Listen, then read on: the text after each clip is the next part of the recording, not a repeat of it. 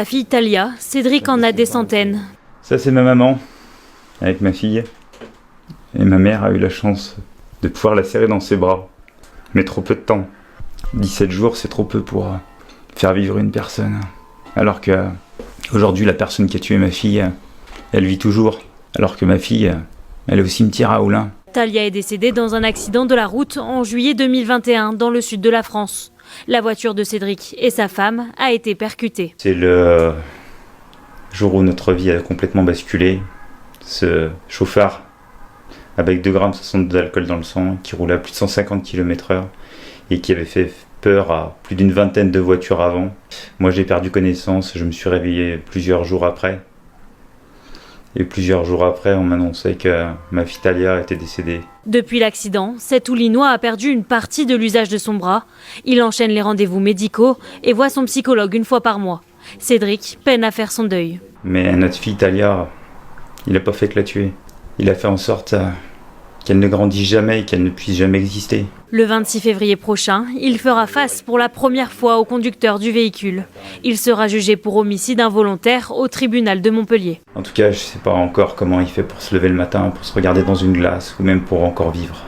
Je souhaiterais que ce soit un homicide volontaire. Qu'on reconnaisse que... Parce qu'aujourd'hui, c'est reconnu en homicide involontaire et l'alcool et la vitesse sont des faits juste aggravants. Et en fait...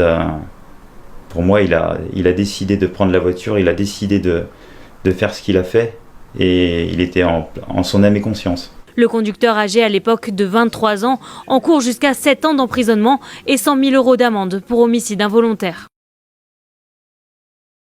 Bonjour à tous et bienvenue sur ma chaîne YouTube. J'espère que vous allez bien, j'espère que vous avez passé une très bonne journée. Aujourd'hui, petite vidéo un peu exceptionnelle. Je suis dans le parc de la Courneuve et l'un des parcs les plus grands d'Europe, carrément. Voilà. Hein? Paris veut nous piquer ça, mais bon, ils y arriveront jamais. Ok? Aujourd'hui, réaction sur malheureusement un père de famille qui a perdu toute sa famille. Il a perdu sa femme et son bébé âgé de quelques mois qui venait à peine de naître sur la route et par un chauffard. Il les a percutés à plus de 150 km/h.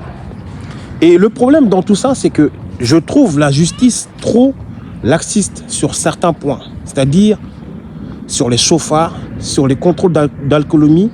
Je trouve ça trop facile en fait.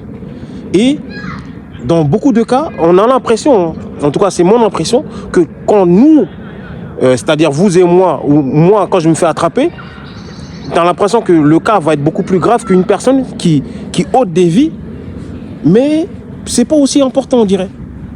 Il y a des gens qui ôtent des vies, qui sont des chauffards invétérés, comme on dit, qui font des slaloms, qui boivent de l'alcool, qui se droguent, etc. Et on les laisse reprendre la route. Je ne comprends pas pourquoi la justice ne suit pas ces cas-là. Et qu'ils devraient être connus directement des forces de police, ou même la plaque ou la voiture qu'ils vont prendre, qui soit directement répertoriée comme les violeurs, excusez-moi, comme les violeurs, ils devraient être catégorisés en tant que délinquants, etc. On devrait faire un système comme ça. Franchement, qu'est-ce qu'on attend? Ça me fait penser à l'affaire Palmade, où moi, j'ai dû apprendre ce jour-là qu'un enfant, pour qu'il soit viable ou considéré comme bébé, il faut qu'il vienne au monde, il faut qu'il ait crié, il faut qu'il ait fait au moins peut-être 2 heures dans ce monde-là, pour qu'il soit viable. Mais dans le ventre, il n'est pas considéré comme un enfant. Vous voyez, il y a des lois comme ça qui doivent être bien traitées, qui doivent être bien remaniées, pardon, excusez-moi. Et c'est dommage, parce que la justice, on a l'impression que souvent, ne fait pas son boulot.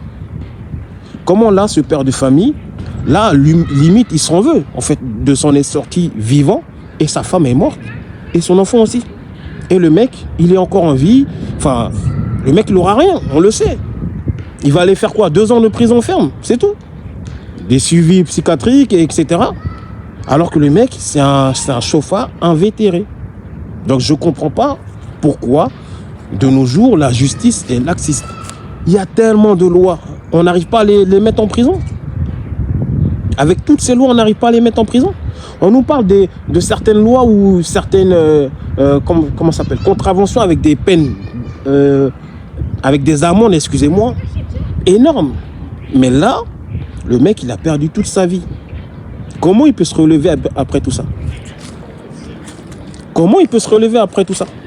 Et le mec, il va peut-être, comme je vous ai dit, prendre une petite peine. Il va ressortir dans quelques années.